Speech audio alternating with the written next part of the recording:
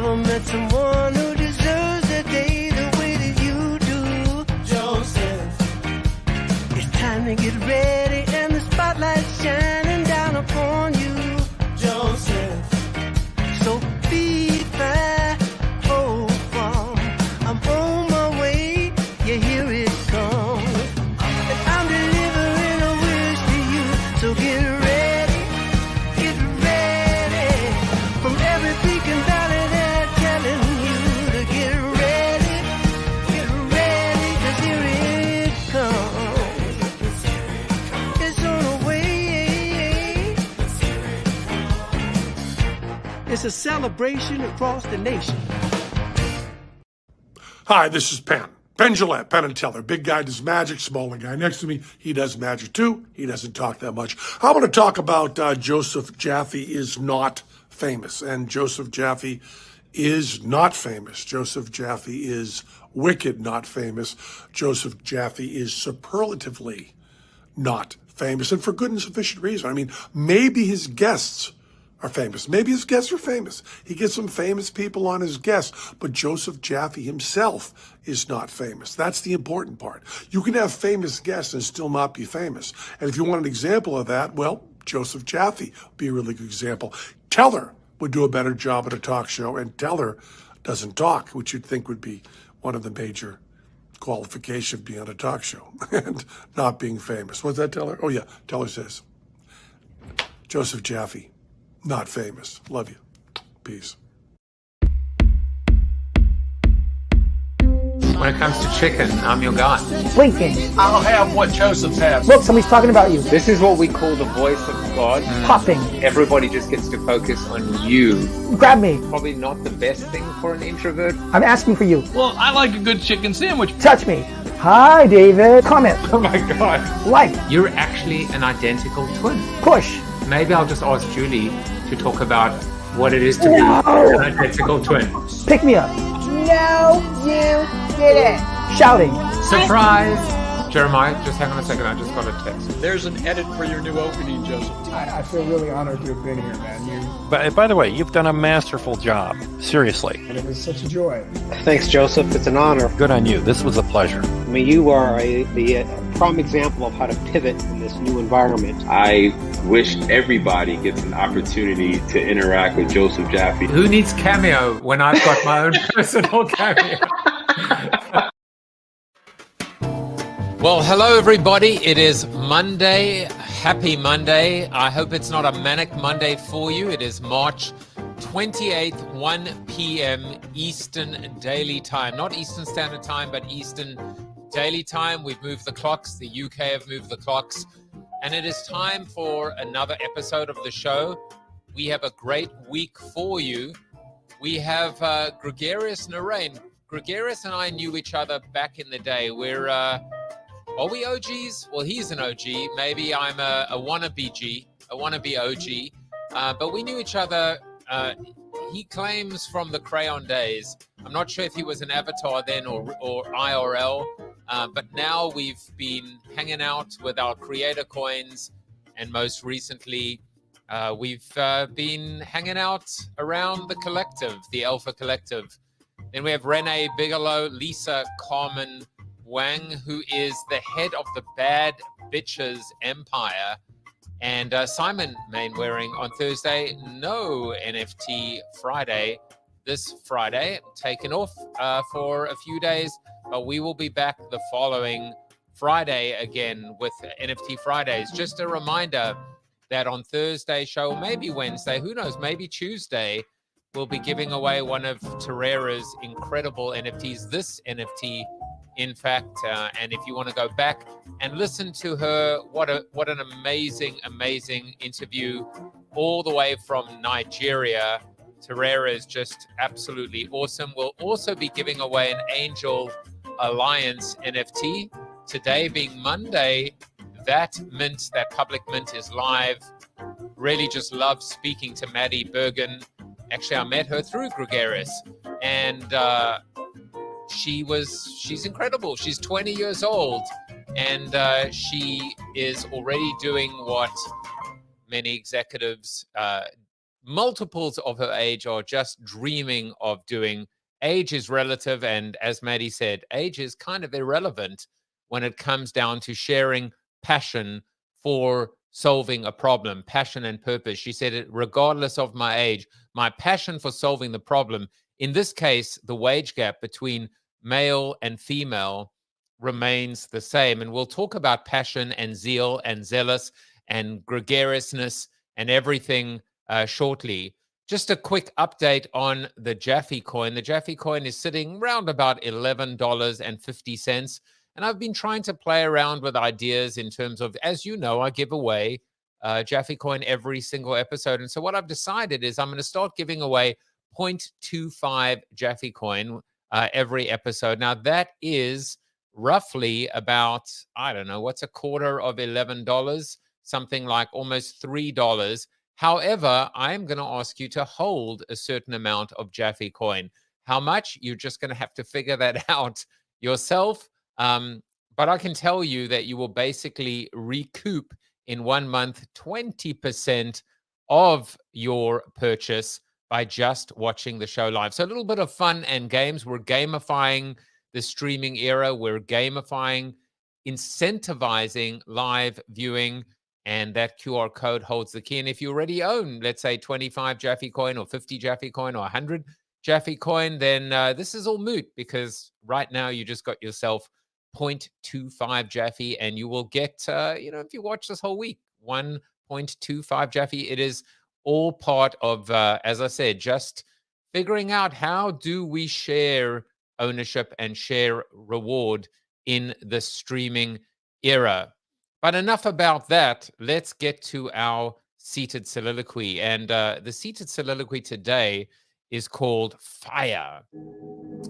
Fire as in passion. Fire as in zeal. Fire as in being zealous. Fire as in being gregarious. We'll talk about this a fair amount today, but it's interesting when you go and look for quotes on this idea of being gregarious. Most of the quotes are about not being gregarious. Most of the quotes are actually about, I'm not gregarious, and here's why. It almost, and I was looking and I was thinking, why not actually talk about what it is to be gregarious, what it is to have zeal, what it is to have fire. Faith James is watching as well. She says fire as well. I think we're afraid of passion. We're afraid of being able to wear our hearts on our sleeve. We're afraid of being burnt, and we're afraid of maybe burning others. But life is so short. Why not approach everything with zeal? Why not approach everything with passion, with fire? If you have no fire in your life, then you have no passion. If you have no passion, surely you have no purpose as well. And it's something that I've always said that one of my brand attributes is this idea of being passionate. Sometimes I get emotional, sometimes overly emotional. Gregarious will tell you that, half the time, I'm trying to suppress my own emotions and deal with them. And it's hard.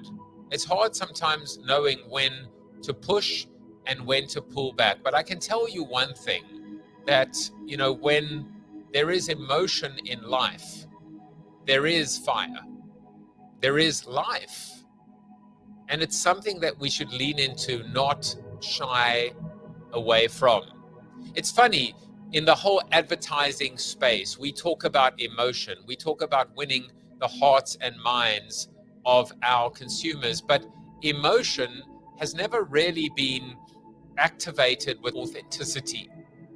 Emotion has always been dialed into in terms of messaging, in terms of babies and bunnies and puppies and supermodels, and all of these contrived, almost exaggerated, stereotypical ways of being able to ignite some kind of a feeling. But the way to ignite feeling, in my opinion, is through ownership, is through participation, is through collaboration. Because when we are vested, when we are all in, then we feel. then the feeling is internalized. The feeling is real. The feeling is yours, is mine, is ours. And that's when we come together to change the world. And with that said, now it's time to find out about someone who is, in fact, changing the world as a serial entrepreneur and now as an advisor to the Alpha Collective. Short and sweet, Gregarious Narain is a repeat entrepreneur, which makes him a repeat offender. Previously at Clout and Shoot, now CEO of Zealous, a platform helping make remote and distributed teams more efficient and effective. And I can tell you that Zealous is going to change the world, the B2B world, the productivity world, the world in which we collaborate, because everything that exists up until this point is just a bit of a pretender. But you know what? I'll let him tell you himself. Gregarious, welcome to the show. Oh, thank you for having me. Thanks for the warm up. It's a lot of big shoes to fill. Well, I mean, you know, you're only guest number 353. Good things come to those who wait. Yeah, I should have waited for 356. Why 356? Isn't that how many days are in a year? 356 or 365. Oh, man. Wait, I don't know why. It's Sunday. We're recording. No, it's Monday. Don't let the cat out the bag. I don't even know what day it is. See, like, this is the problem. This is the problem when you work 7 days a week. We're just working. There are no days. It's just every day is end of day. Yeah, it's true. And I've actually become a lot more at peace with working 7 days a week. In fact, I kind of get a little pissed off now with people that don't return emails, calls, and are not available after 5 p.m. on a Friday. Is that wrong? Does it mean I have no boundaries? No. I mean, I think it's normative in different businesses, right? For like some modalities to sort of and time to be shifted this way, right? So like in Web3 NFT land, it's a 24/7 grind, right? So if your NFT friends aren't replying, then I think that's different than, you know, your corporate folks not replying, right? Well, we had a very busy day on Saturday, that's for sure. There were a number of collections that dropped. There was a lot of activity. There was good, there was bad, there was ugly. We'll get to that shortly. But today, let's celebrate the fact that that Monday, March 28th is Weed Appreciation Day. I just felt it was appropriate, given the fact that you live in Colorado, which was like, I think the leaders in terms of appreciating weed. Yes, we are famous for our weed here. I didn't live here when that happened. I was in California, the other place that's okay with weed. Well, you know, if you really want to appreciate it, you could go live in Oregon. But, you know, I put that up as well, Gregarious, because it makes me think of the creative process. It makes me think of ways that you know, people draw inspiration in order to create.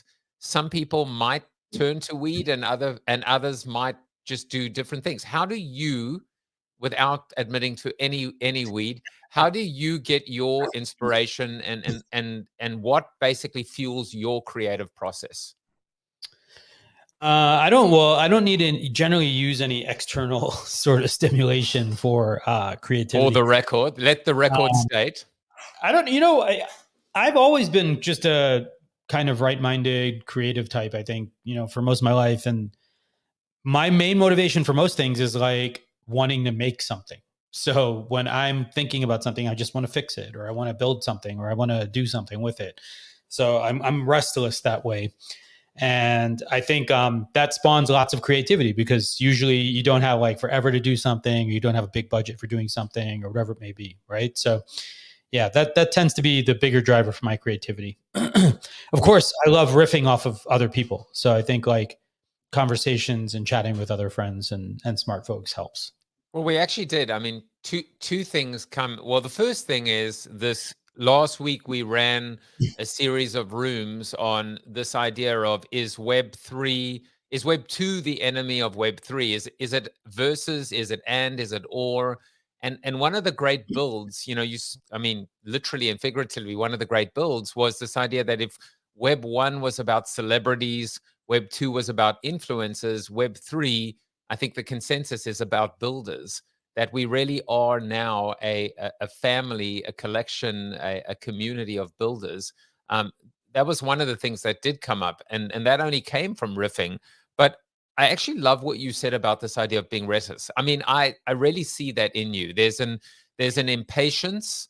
There's almost an impetuosity. Is that impetuous? Impetuosity. You are restless, and I think that's one of the huge. I don't know if that is a character trait of a creative, or if that is ultimately the character trait of an entrepreneur, a serial entrepreneur. They are restless, because any time spent idle is wasted time. I think it's more entrepreneur personally, because not that there aren't restless creators, but I do think that a lot of creators often ruminate for a long time also, right? Like, so they parse and process over an extended period of time, and wait for sort of a spark or sort of a moment of inspiration. And that, I think, is a difference, between sort of like those two buckets, right, of the creator and the builder. I think I might have to start noodling on this idea, because I have to come up with a certain number of Venn diagrams every year. Otherwise, I get thrown out the consultants' secret guild. But I wonder what that overlap looks like of creators and entrepreneurs.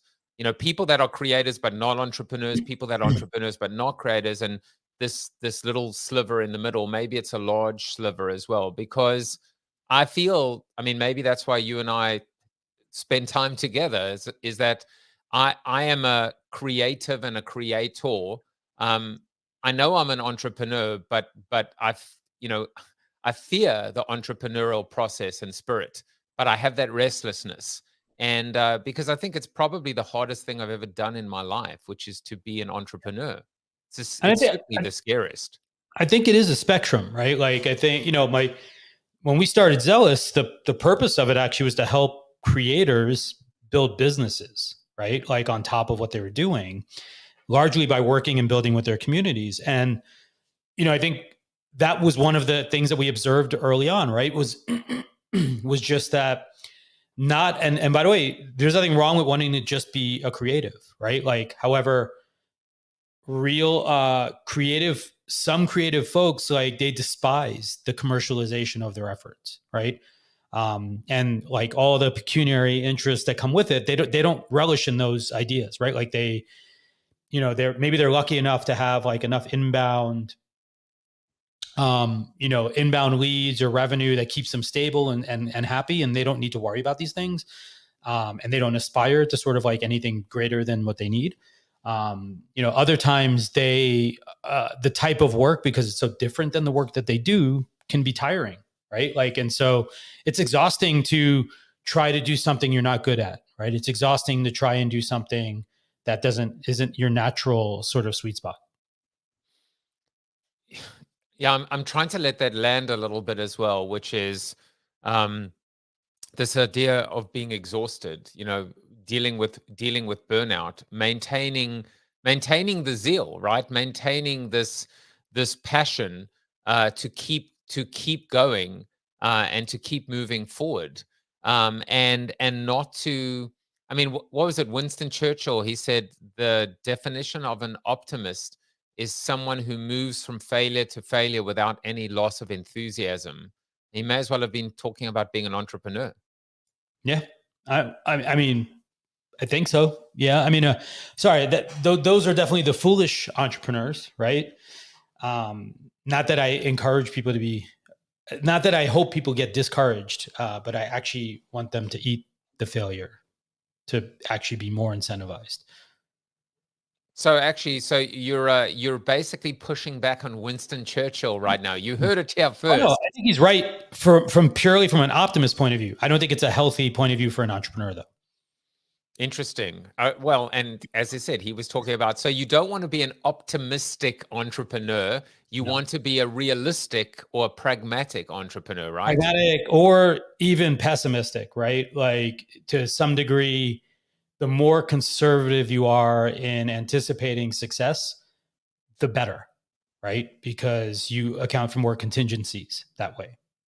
Yeah, I love that. That is a great soundbite, and it really does come back to advice that I give founders and when I'm mentoring startup founders, and I say, 50% of the time that you get advice from people, you should nod your head and say, "That's fantastic. I appreciate it so much. That's so awesome."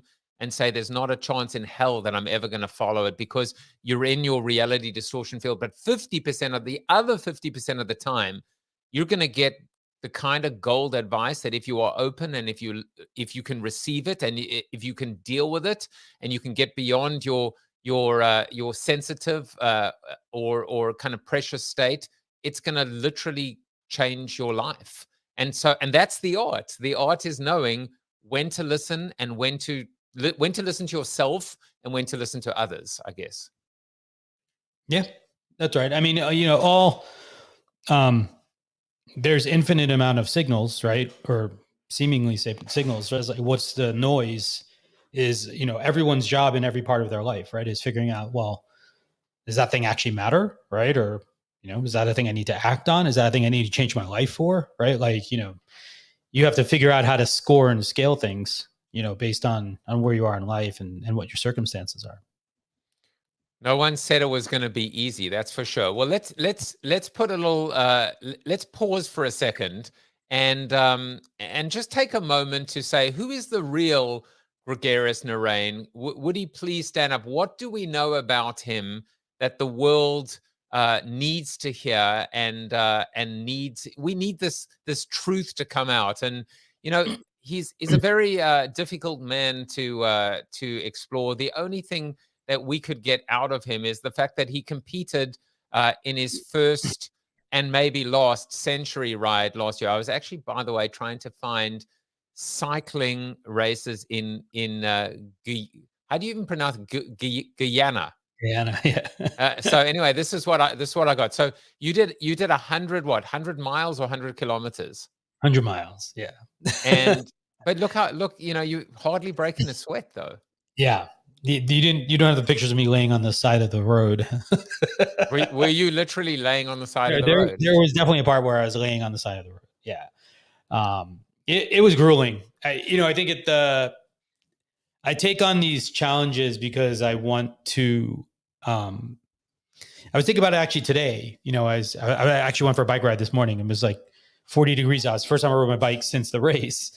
And I was thinking about, why do I do these things? And, I was thinking about, I think it comes back to my son ultimately, right?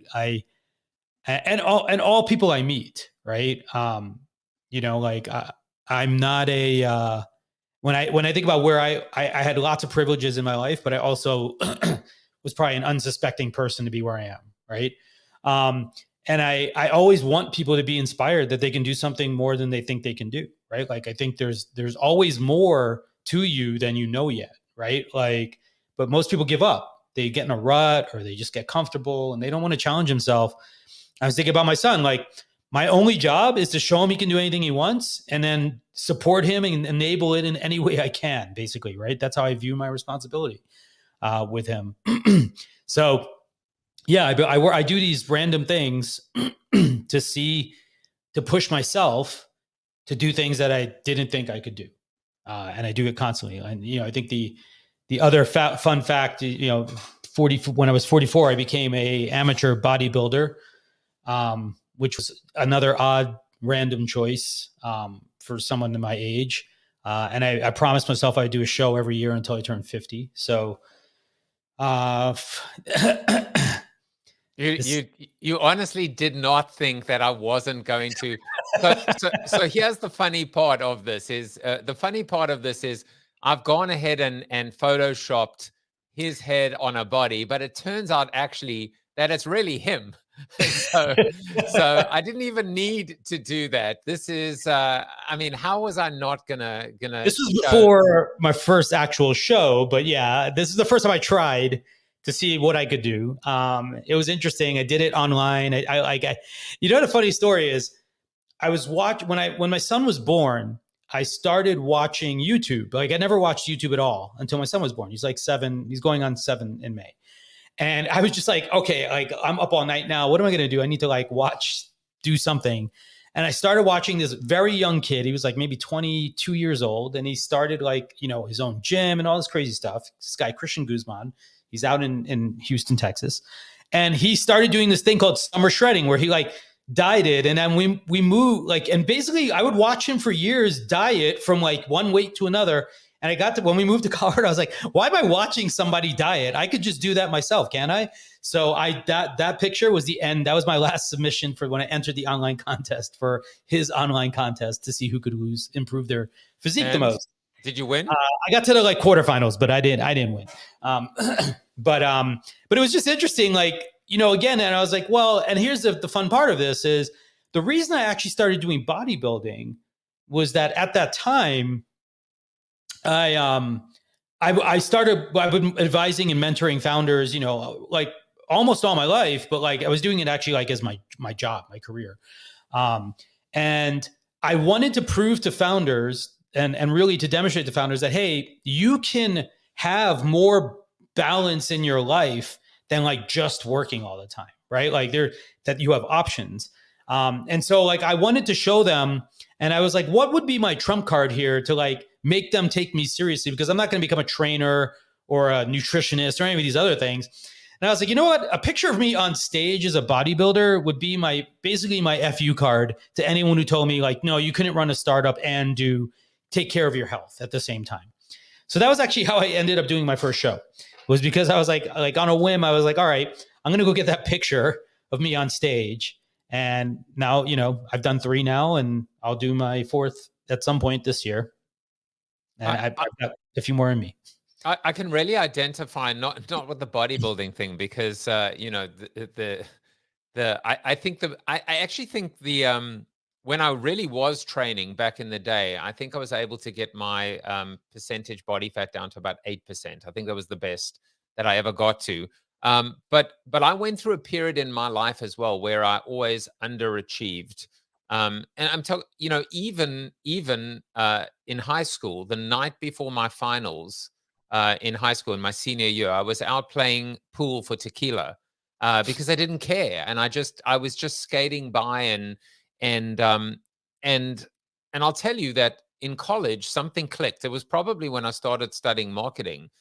And I remember, and I tell this to my kids to this day, that I would work 10 to 12 hours a day studying, because I worked really, really hard. I ended up, you know, getting class medals, and I just, my last 2 years, you know, my first 2 years I was getting C's and D's. My last 2 years, nothing under an A, or in South Africa, an A+. But I was working 10 to 12 hours a day. I was in the gym 2 hours a day. And I was trying to spend 1 or 2 hours trying to court this girl who now is married to me. But I was able to do everything. It just meant 2 things. 1, tremendous discipline. Tremendous discipline means getting up early, and it means going, you know, and the opportunity cost of not wasting time doing things like watching television, or just, you know, doing things that are low value add. And so like I can identify with that, because you can do everything. You can have everything if you're prepared to work hard enough, and if you're prepared to make some sacrifices along the way. Yeah. Well, and even minimally, you can have more, right? If you make some sacrifices, right? Like, so, you know, like you don't need everything, right? But like certainly you can have more. You can do more with your time.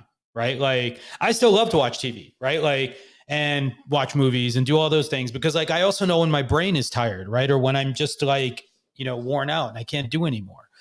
And most people, they have this problem where, you know, and it's cultural to some degree as well, but we do have a problem where we I think what we do is we believe that if we want more, we have to work more, right?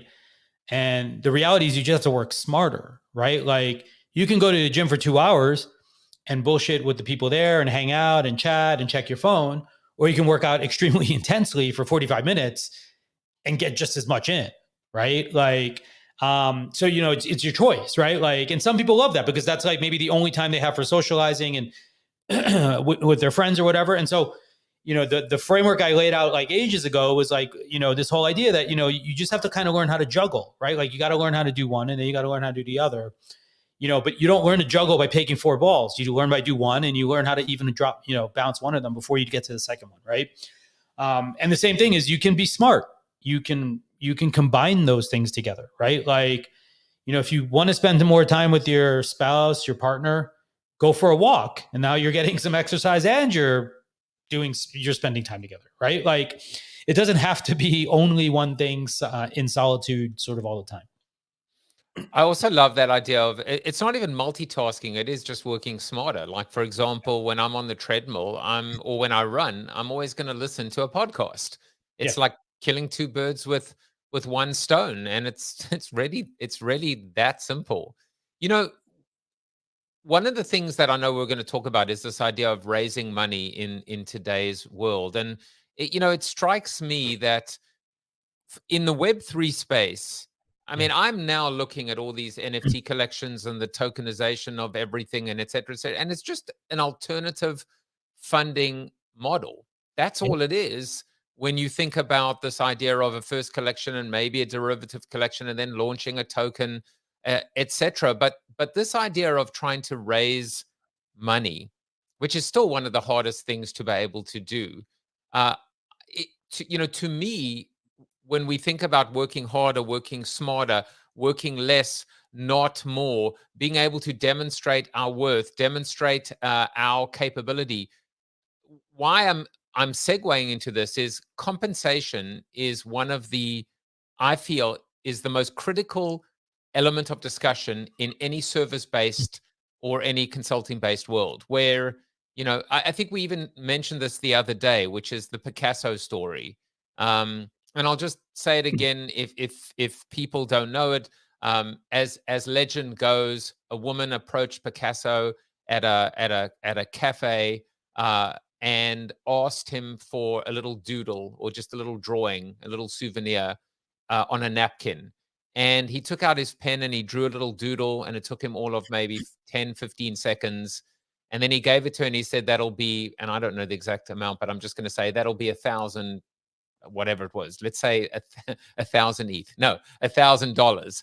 And she said, well, $1,000, but it just took you 10 or 15 seconds to draw that. I mean, that's not what it's worth. And he said, well, you're not paying for the 15 seconds that it took me to draw that. You're paying for the decades upon decades upon decades of experience, trial and error, failures, successes, and ultimately refining the craft to be able to deliver that. So I would love to hear your thoughts on 2 parts, right? One part, which is compensation and how we really pay people for their worth that gets away from hourly. And second of all, how you see that manifesting itself in Web3. Yeah, I think it's a great conversation and a topic because should we make a space about it, a clubhouse room? We probably should make a space about it. All right, we'll do that. Note to self. So I think there's 2 parts here, or maybe more than 2 parts, honestly, right? But on the frame of like, should people participate in the value side versus the utility side? There's a classic trope in in sort of startup pricing, even, right? Like, do I charge for the utility I offer, or do I charge for the value that I create, right? And so I think like when you're asking the question about sort of just more about like compensation, historically, it has been sort of a very like biased situation, right? Like where those with the capital often get to take advantage of those in need of capital, right? Until you hit escape velocity such that you become the resource itself, right? Like you define the resource, right? So when you become that truly well-known expert in your domain, now the table switch, right? It's like, no, I get to choose who my clients are, right? Like I get to set my rates, right? I get to set the engagement model. All these other pieces fall into place. Interesting enough, we look at like the creator economy. And I make this comment often, and I feel like it doesn't get heard enough. If you look at when a lot of folks complain about like the big platforms, Facebook, social, Instagram, et cetera, right? What do they say? They say like, well, they're robbing us, they're taking all the money, et cetera, right? But that sort of gets a couple of things wrong, right? Like number one, it doesn't account for the total cost of ownership of actually operating an equivalent size business, right? So if you're a creator, we post on YouTube and all these places. Well, guess what? If we didn't want to do that, we would have to host our own stuff. We'd have to build our own audience. We'd have to drive traffic to it, right? Like we'd have to do all these other pieces like trust and safety, et cetera, et cetera, et cetera. All these other things that are going on that we take for granted, right? So it's really unfair in some ways to say like, oh, well, they're taking 30%. I was like, yeah, but there's 30,000 people that work there to provide a whole layer of things that are invisible or ignored, right? So there's sort of this one part. This is one part of the conversation when someone is doing work and they're buying utility, right? Like even then, what as an independent, what do we think about? We're like, well, you don't pay my health insurance, you don't pay all these other costs. So we try to like map it back to like the savings point of view, right? Like, well, here's what you're not paying for, right? Like that's why my rate is higher, right? I think where we get now with like Web3 though, and more like community oriented businesses and more distributed workforces is where, and by the way, the reason I was telling that story about the creator side is that the creators, however, are equally guilty of the exact same thing that they're complaining about from Facebook and YouTube. Because that YouTuber that's making $1 million a year is only making it because of those fans, but the fans don't participate in any way either, right? And so interestingly enough, as much as the creators may want to complain about the platforms, the creators are becoming platforms on their own and in the same vein, not compensating the resource that actually enables the asset class that they own, right? So in the platform's case, they're not compensating the creators enough. In the creator case, they're not compensating the fans enough, right? Web3 is really interesting because, from a cultural point of view, I believe like one of the tenets of it is ownership, right? And so at the heart of it, I believe, what I've seen or what I've observed is really that there's a sense of, it used to be anarchy, right? Like I think like the earlier days of crypto felt far more anarchistic, right? Anachronistic, or is that no? But that's like time, right? Like, yeah. But anyway, it felt like there were more people who wanted to topple the system, like, and just delete it all, right? And I feel like this more modern generation of Web3 that we're experiencing today is a little bit more in the vein of like, let's reset the rules, not like let's undo the system per se, right? And I feel like what that means is, right, like there's a few access points here, right? Like on one level, for example, more people can ostensibly participate in the next generation of people, platforms, tools, services, et cetera, that come out, right? And this is not just Web3. Like you see like tools like Republic and WeFunder, which are enabling like regular consumers to buy into companies, right? You're seeing, obviously Web3 funding models, right? Like that are evolving out of the ecosystem. You're also just seeing where Patreon style things, where people are like, I like the thing you do and I'm willing to pay for you to do it because I don't want to see it go away, right? So I believe like we're seeing a little bit of a reset in this arena for sure, right? Like where now people are like, well, we can reset the rules, and resetting the rules can mean there's different ways to fund it, which alleviate the pressures of doing the things that we didn't want to do before, right? Like taking advantage of your audience, let's say, or relying on advertising and selling our time or service to somebody else.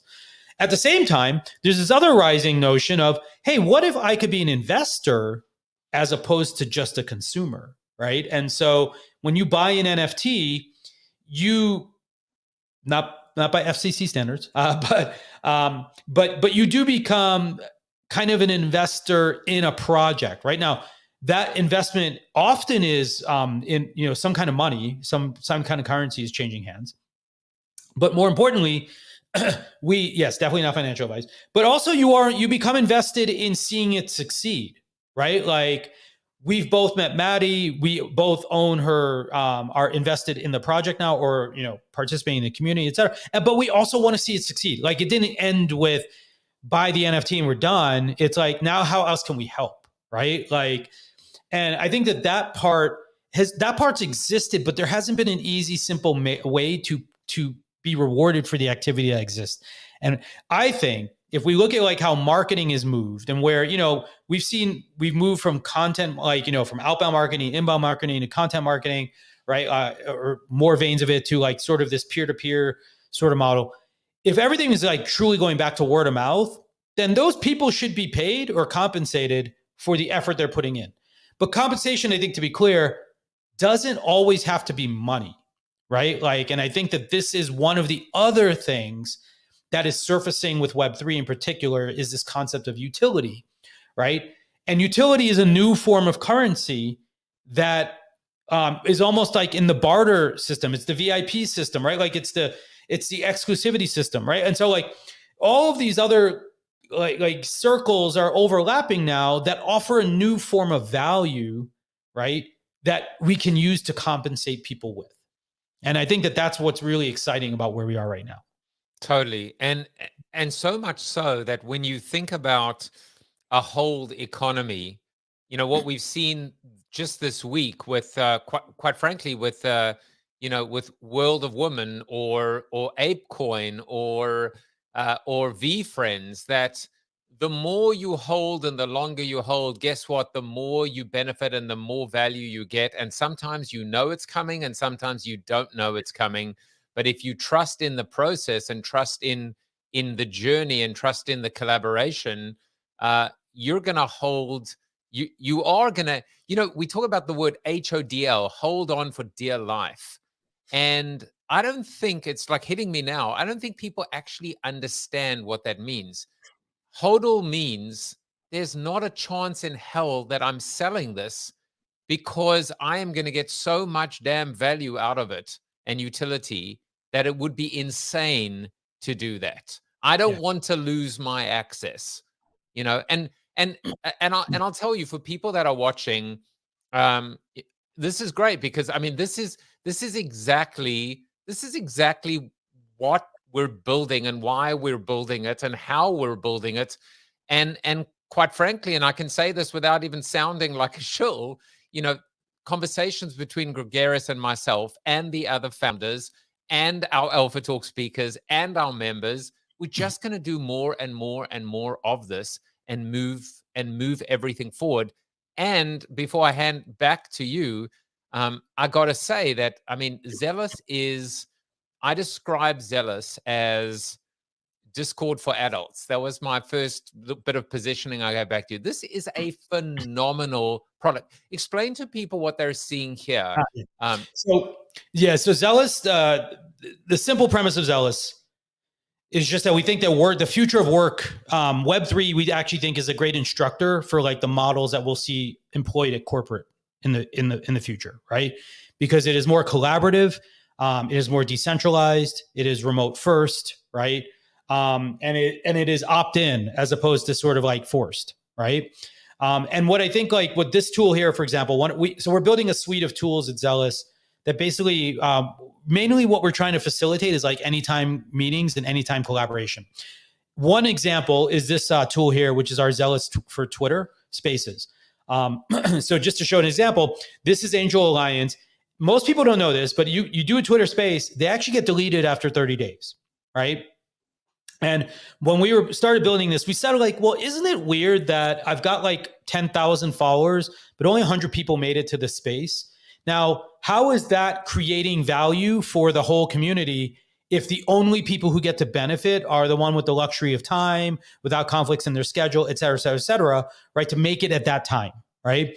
And so what we built here is a tool that it transcribes your Twitter space, backs up all the audio for it, but also then makes the archive interactive and asynchronous, right? So anyone can come back now at any point in time and access this Twitter Space archive. By the way, we have a version that does like for Zoom, and we have a version that does like StreamYard, right? So we have like 3 tools that allow you to basically host asynchronous meetings or engagements with fans and friends, right? But the idea is that if somebody in your community wanted to participate, by making it time limited, you are actually forcing more people outside the wall than inside, right? You're not being collaborative. You're not being open. You're not being a community even, right? Like you're being exclusionary, maybe accidentally, right? Like, or inadvertently, but that's actually what's happening. And so what Zealous is trying to do is level the playing field here and say, well, hey, that space, what if I could listen to it later because I couldn't make it, right? And what if I could listen to it in a way, not that's just like within 30 days, but what if I could listen to it in a way where I can engage with the people who are actually talking to add what I had to say in a conversation? And Josie, you made a comment before earlier, like we're both emotional people, like in a way we interact, right? But some people, for example, like I summon my thoughts very quickly. Other people are very like much more intentional. They need more time. They process, right? Like they need to like distance, right? Before they get to where they need to be. A tool like Zealous actually makes it easier for the people who don't want to be loud, don't know how to jump in, or haven't had time to process, to come back and add their thoughts and still be heard. Otherwise, it's the steamroller, right? Like the loudest voices in the room will often be the ones that are heard, right? Like, and the ones who are most connected to the speakers are the ones who get on stage, right? And so this is trying to level this playing field to make it actually more inclusive for more people in your community. And what I think that hopefully leads to is actually way better engagement, right? It leads to better ideas. It leads to more stronger ties being built between the people who are there. And it also leads to the best ideas coming forward.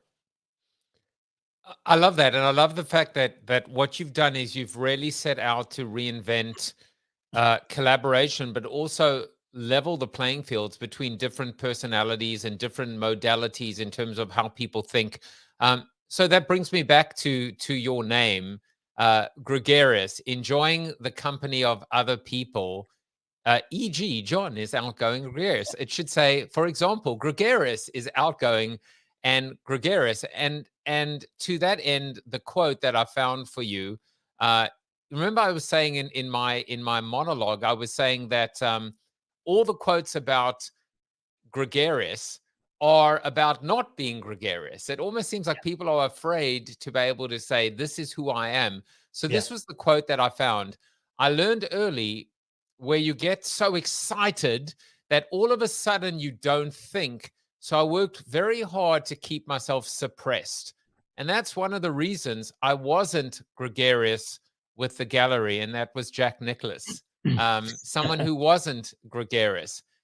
How have you found how have you been able to channel your fire, your passion, your gregariousness, and then also allow for people that are less gregarious to still be able to participate? Obviously, we've seen it through Zealous, like even going back to now Alpha Collective. How do we bring together the executives, right, that are suffering from FOMO or what I call brand FOMO, the degens, how do you bring together disparate people? I mean, it is basically a lesson in diversity at the end of the day. Yeah, well, I'll share how I became that way. Because, the funny thing is, I was always a shy kid. And I forced myself to be more extroverted, right? Because I think it partially because being an entrepreneur, no one's going to go sell your thing for you, right? Like you have to get out there and let people know it exists, let people know why it matters, et cetera, right? I've had the luxury in my life, though, of being able to be an entrepreneur, like basically my entire life, which means I always got to sell something I loved. Like I never sold like rubber dog shit, like I always was selling the thing I made that I loved and believed in 100%, right? And I think for folks who are trying to figure out how to move to that position, that's the best advice I have, right? Don't try to put yourself out there for a thing you don't love, right? And I would rather, when Joseph and I fight all the time, right? But not because we don't respect each other or care about each other, right? Which Joseph are you referring to, by the way? This Jaffe, the not famous guy, right? Yeah. But the point is that the reason is that I think, right, is ultimately that I've adopted a philosophy that if I don't say it, it's easy for me to gripe about it internally as opposed to putting it out. And like, I'd rather be effusive with it than let it ruminate, right? Like, so to me, it's like, I should just put it out because at least it's out and I know I said it, right? But also when I'm passionate, that's when I elevate myself, right? Like and being around other people here, let's just be clear. If you're with other people, if you don't share your ideas, you know, like there's a lot of companies that like to operate in stealth mode. I've never heard of the stupidest thing in my life is stealth mode, right? Like these are companies who decide they don't want to share what they're doing. And I was like, if someone hearing what you're doing is enough to destroy what you're doing, then what you're doing isn't big enough yet, right? And the best way to do it is to give it sunlight and let it grow, right? Because what people will tell you and all the other points of view, the diversity of points of view that you can pick up and hear from and learn from, that's the power, right? So the benefit of being enjoying being around other people is enjoying to hear and learn how they think about things, right? And how they process things and how they would do something. And to your point earlier, you don't have to listen to all of them, right? Like, you know, you certainly don't have to do what all of them say, but it's interesting to hear, right? Like it's interesting to know. And I do think that what a lot of people make the mistake of, right, is that they think that if they can't get their voice in now, that they can't share it later, right? And a lot of people give up. They're like, well, you know, the call ended and that was it. No, go write that email. No, go draft that. No, go do that Twitter thread. Whatever it takes, don't let your voice be like suffocated, right? Like put it out there. People are drawn to passion. People love to see passion, right? Like what they don't like is like unexpected, you know, aggressive, aggravated behavior, but they love passion. Everyone loves passion, right? And sometimes, here's a good point to make. You don't know, we're not the best person to funnel our own passion sometimes, right? Sometimes you need a partner to help shape it and cultivate it into the right thing, right? And so if you're a corporate trying to look at this world right now, for example, this is exactly the untapped potential you have, right? To come and to benefit from the rest of the ecosystem that's out there, right? Because a corporation, unlike a startup, is a well-tuned machine to do one thing really well, right? Whereas a startup is a rock tumbler trying to figure out how to make gems, right? And so when you're a corporation, you're not good at adapting to new things. You're not good at having multiple voices to be and express your ideas to different audiences and in different ways. You lack that ability. It's inherent to getting big and successful, right? And so what you can rely on is these passionate people that already love what you're saying. Just don't be offended or afraid of what they're saying. Figure out how to shape that passion with them, to give them the best thing from it and for you to benefit from it as well. And truthfully, that answers the question about why it's important to build a bridge between the corporates and the entrepreneurs, between the rock tumblers, you know, and the rocks. And because we can all learn from each other. You know, the entrepreneurs can learn how to find one thing and stick to it and build on it, and not always be this, you know, this manic chaos, because it can be exhausting. And at the same time, we all know that every single corporate has to figure out how to become more agile, more flexible, more adaptable, fail faster, blah, blah, blah. And it's hard. And the only way you get to do that is to be around people. You know, I mean, to your point, you need a foil, you need a partner in crime, or at least you need someone else that has a different perspective. So I think that point is great. Now we have about seven minutes left. I wanted to, you know, we've been talking about Alpha Collective, but I just think like it's just great to talk to you. And I realize even in talking to you that these kinds of conversations will become ones that we can share, but also build on through Zealous and other tools, that it isn't just the one-to-one or the two talking heads. This weekend, we were talking about, I mean, there's no time to even go into it now, but wow, what a crazy weekend. We had the Woman of War Galaxy. I even tried to mint, and I mean, how many did they actually move? Did they move 10,000 in 14 minutes at 1 ETH, for God's sake? Well, practically, right? Because there was only 227 basically at the time of the end of the 1.3 price drop. So literally it was like 9,000, you know, 909, like 73 or something, right? Like that flew out the window once it went to 1. I mean, the lessons I'm thinking about, first of all, I learned some, once again, personal lessons. He who hesitates is lost.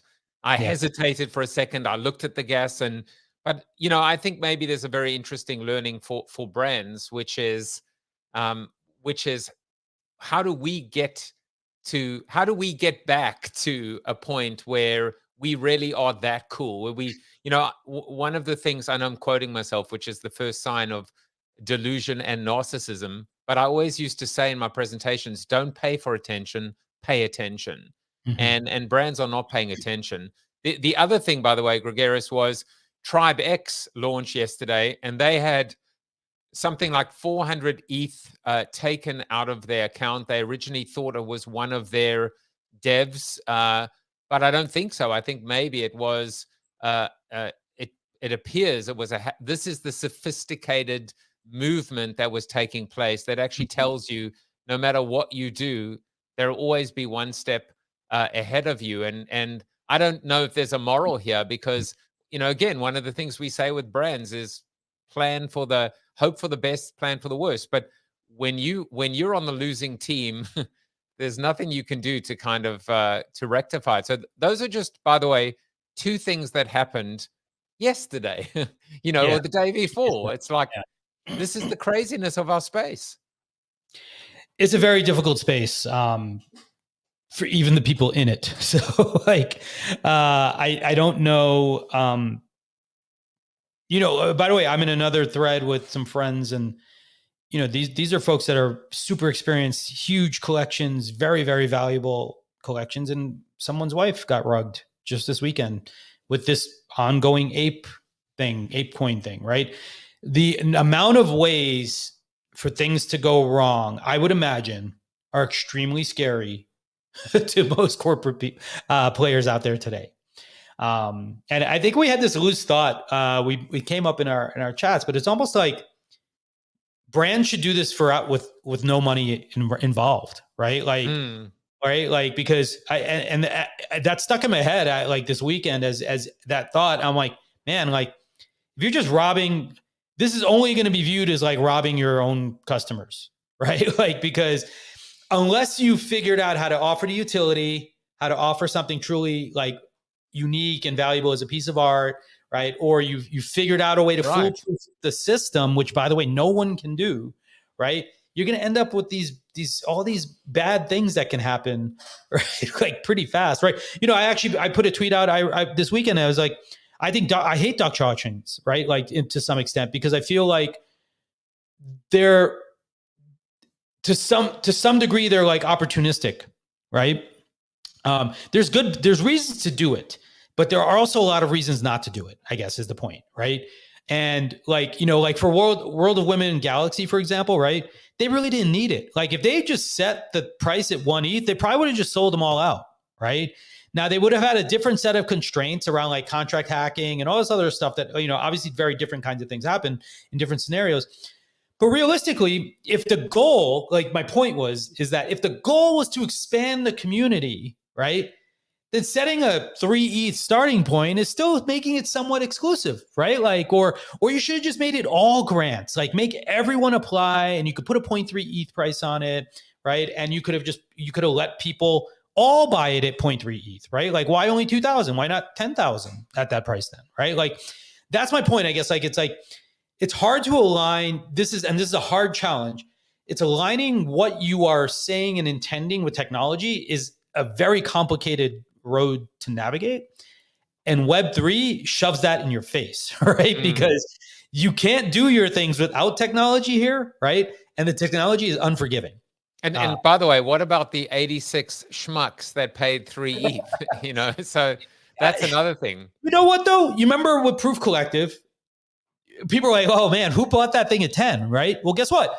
It's at 30, right? Like, so, sometimes the universe has a way of working out, right? Well, I'll tell you that if I've learned anything, and every day we learn, when I look at Proof, when I look at World of Woman, and when I look at our mint as well, that 1 ETH seems to be the number that everything kind of settles on. So whether you create all the mystery and the smoke and mirrors, or you just come out and say, this is the price, maybe that's the way to go. Now, we're almost at the top of the hour, but it is Monday.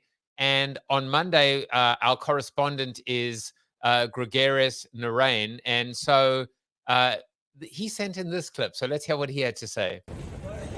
Hello, friends. How are you all doing today? So, been a while, but today's lesson, I think, is actually that it doesn't matter how much you work. There's always going to be more work to do. So you got to find an escape valve every once in a while. I'm lucky enough to be here with my family and some friends. We're going to get a couple days of skiing in. And trust me, it's been a hard week, but it doesn't matter how much you think you need to do. That work's going to be there tomorrow. So find that escape valve. Figure out what you're going to do. Get something else in. Get on something else under your belt. Maybe a little exercise. Maybe a little fun. Maybe a drink. Whatever it is, just find that escape valve and make sure you use it. Alrighty? Bye-bye. Gregarious generally needs a drink when he's done with me. But I thought it would be kind of funny to have you as your own correspondent.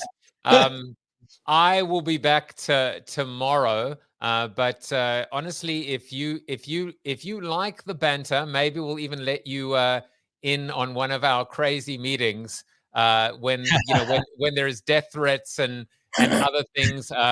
You can do that actually. Well, first of all, please follow Gregarious Narain. He really teaches me every single day, and I got to go back and look at that. I mean, you dropped a gem with this whole idea of stealth. What an absolute brilliant comment.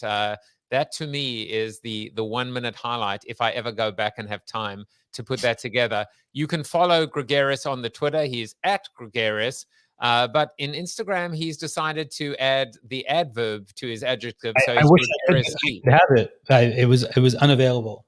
Well, for the most part, he's such an early adopter that he can be gregarious in pretty much everything, like Clubhouse or in Discord. And of course, if you want to find out about Zealous, honestly, Zealous is it is changing the collaboration game. You can go to zealous.app. And finally, if you want to hang out with Gregarious and myself after hours, during hours, before hours, we're going to be delivering utility and value in season 1 of the Alpha Collective, minting soon.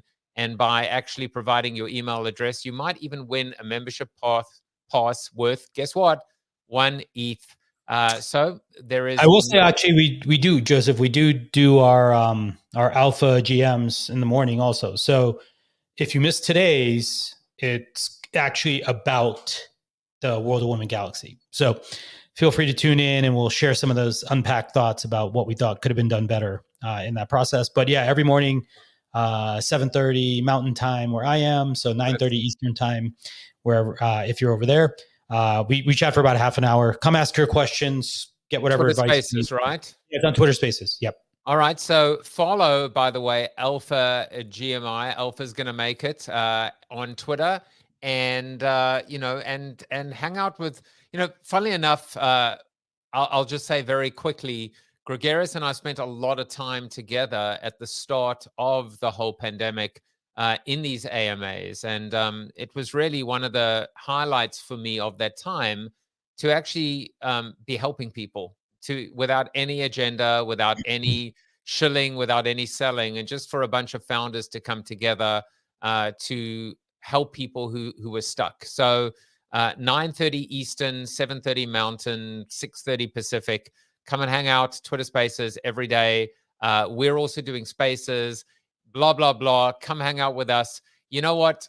Maybe Chuck Norris will even show up. You are Chuck Norris approved. And I will. Last plug, tomorrow. We will be at NFT Miami this weekend. So if you're there and you want to meet the crew, Faith, Fanzo, and I will all be there for Alpha Collective.